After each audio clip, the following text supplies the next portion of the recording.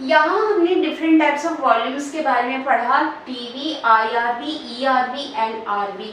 जब हम इन वॉल्यूम्स को ऐड करते हैं तो हमें कैपेसिटी की वैल्यू मिल जाती है। अगर जब हम tidal volume and inspiratory reserve volume को ऐड करते हैं तो हमें इंस्पिरेटरी कैपेसिटी मिल जाती है। इंस्पिरेटरी कैपेसिटी, ये दोनों को ऐड किया और हमें इंस्पिरेटरी कैपेसिटी मिल गई। इंस्पिरेटरी कैपेसिटी को हम कैसे डिफाइन करेंगे? This is the total volume of air which a person can inhale after normal expiration। Practically भी आप इसको देख सकते हैं, जैसे मैंने यहाँ पे पहले इनहेल करेंगे, that is tidal volume inspiration, tidal volume expiration,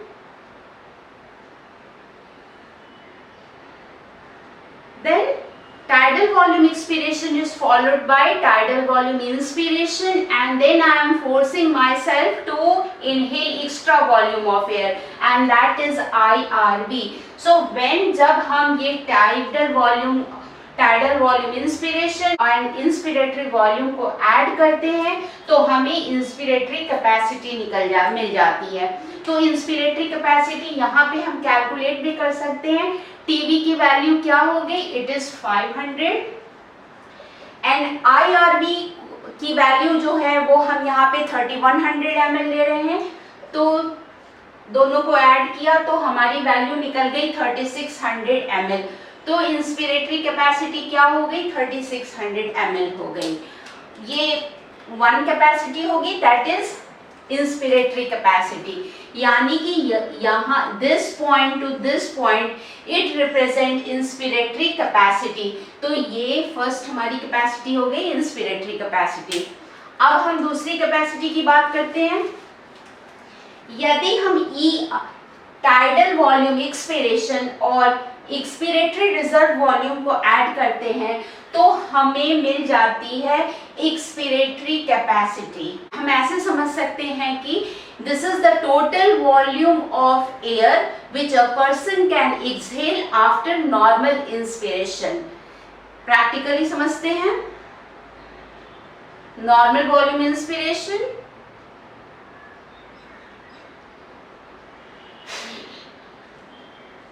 normal tidal volume inspiration, after that tidal volume expiration, and then I am forcing myself to exhale extra volume of air, and that gives the value of expiratory capacity। तो इसे calculate करते हैं। ERV की value क्या होती है? ERV की value हो गई, यहाँ पे हम लेते हैं 1100 और प्लस टाइडल वॉल्यूम की वैल्यू है 500, तो टोटल हमारी वैल्यू आ गई 1600 ml। Which part of graph is representing expiratory capacity? तो from this point to this point represents expiratory capacity. ये एक्सपिरेटरी कैपेसिटी हो गई। अब हम तीसरी कैपेसिटी की बात करते हैं। जब हम एक्सपिरेटरी रिजर्व वॉल्यूम और रेजिडुअल वॉल्यूम को ऐड करते हैं तो हमें फंक्शनल रेजिडुअल कैपेसिटी की वैल्यू मिल जाती है। एफआरसी को डिफाइन करते हैं। This is the total volume of air which remains in the lungs after normal expiration. तो रेजिडुअल वॉल्यूम तो रहेगी ही। How hard you try to remove air from your lungs, it will be always there, and you are not forcing to exhale extra volume of air from your lungs, तो वो भी air जो है वो lungs में रह जाती है। तो उन दोनों को जब हम ऐड करते हैं तो हमें फंक्शनल रेजिडुअल कैपेसिटी की वैल्यू मिल जाती है। तो इसकी कैलकुलेट कर लेते हैं। ERV की वैल्यू क्या हो गई? यहाँ हमने 1100 ले लिया एंड रेजिडुअल वॉल्यूम मैक्सिमम ले लेते हैं 1200 ले लेते हैं, तो ये 2300 ml जो है फंक्शनल रेजिडुअल कैपेसिटी की वैल्यू मिल गई।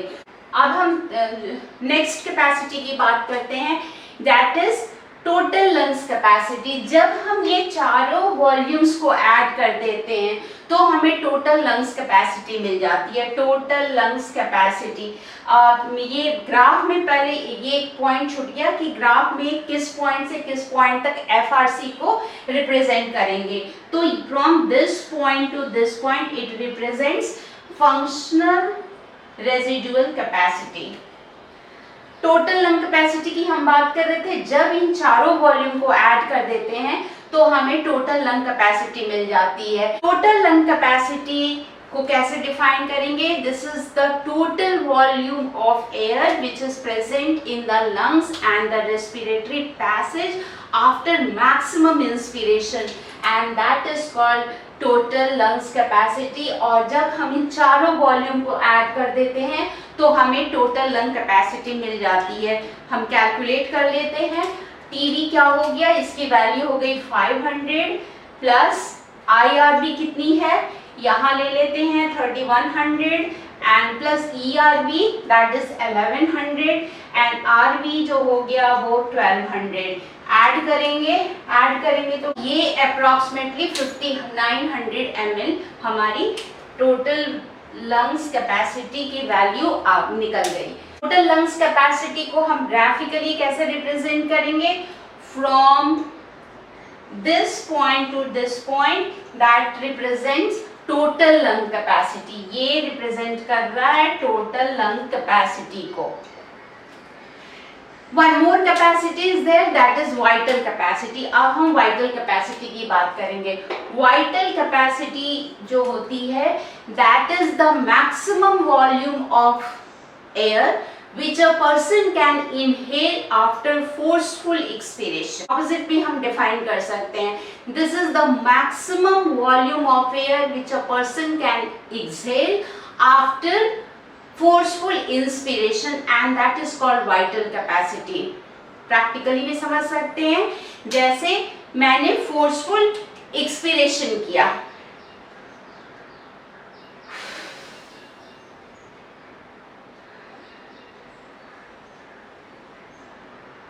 जब मैंने forceful expiration किया तो मैंने टाइडल वॉल्यूम एक्सपीरेशन भी किया and the expiratory reserve volume को भी रिमूव किया। तो यहाँ पे जो वॉल्यूम हमने रिमूव किया है पहले उसकी रिप्लेसमेंट होगी, दैट विल बी, तो VC इक्वल्स टू क्या हो गया? ERV। जो मैंने एक्स्ट्रा निकाला उसको रिप्लेस किया, then I am forcing myself to inhale extra volume of air, then it is IRV and then that is normal inspiration, that is tidal volume inspiration। जब हम इन तीनों को ऐड कर देते हैं तो हमें वाइटल कैपेसिटी मिल जाती है। तो हम ऐसे भी वाइटल कैपेसिटी की फॉर्मूला लिख सकते हैं, like vital capacity equals to total lung capacity minus residual volume. तो रेजिडुअल वॉल्यूम जो होती है that when we subtract residual volume from the total lung capacity we get the value of vital capacity. अब हम इसकी value निकाल लेते हैं वाइटल कैपेसिटी की। वाइटल कैपेसिटी की वैल्यू क्या हो जाएगी? ERV हमने यहाँ लिया ये 1100 plus IRV that is 3100 and plus tidal volume inspiration that is 500। Add किया हमने, हमें मिला क्या?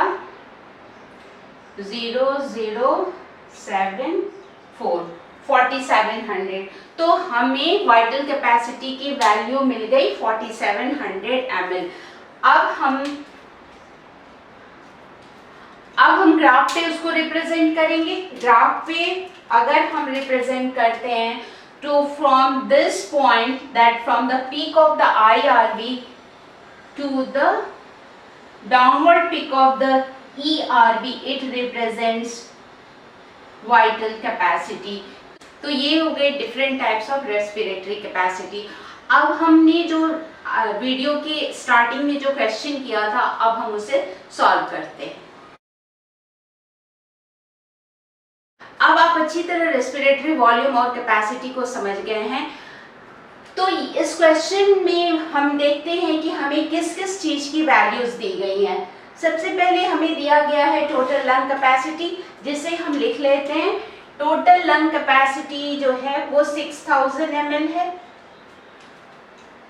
फंक्शनल रेजिडुअल कैपेसिटी जो दी गई है वो 2600 ml है। FRC इक्वल्स टू 2600 ml और रेजिडुअल वॉल्यूम जो है वो 1500 ml है। You know that vital capacity is equals to TLC minus RV. अगर हम TLC means total lung capacity से रेजिडुअल वॉल्यूम को हटा देते हैं तो हमें वाइटल कैपेसिटी मिल जाती है। तो वाइटल कैपेसिटी अगर ये 6000 माइनस 1500 क्या हो गया, ये हो गया 4500 ml. FRC, you know that this is the sum total of residual volume and ERV. So we can easily find out what will be the value of ERV. अगर FRC में से RV को हम सब्ट्रैक्ट कर देंगे तो हमारी ERV निकल जाएगी। तो ये क्या हो गई, हमने सब्ट्रैक्ट किया और हमें मिल गई इसकी वैल्यू, दैट इज 1100 ml. अब हम ये फॉर्मूला यूज करेंगे, BC equals to TV plus IRV and plus ERV.